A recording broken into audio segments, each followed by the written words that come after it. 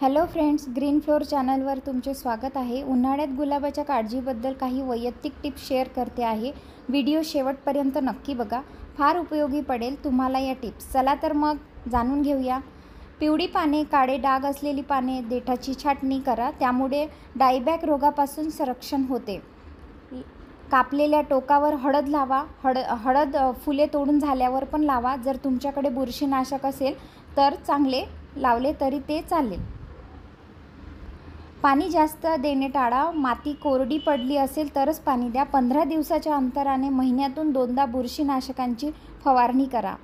सेंद्रिय खताची चांगली मात्रा दर 15 दिवसाच्या अंतराने किंवा महिन्यातून एकदा तरी द्या। मी गांडूळ खत किंवा शेणखत वापरते। केळीच्या सालीचे पाणी 3 दिवस पाण्यात साठवा, प्लस 1 लिटरच्या बाटलीमध्ये चिमूटभर गूळ टाका। टोपी बंद करा आणि 3 दिवस ठेवा। हवा बाटलीची टोपी उघडून दिवसातून एकदा तरी हवा सोडा।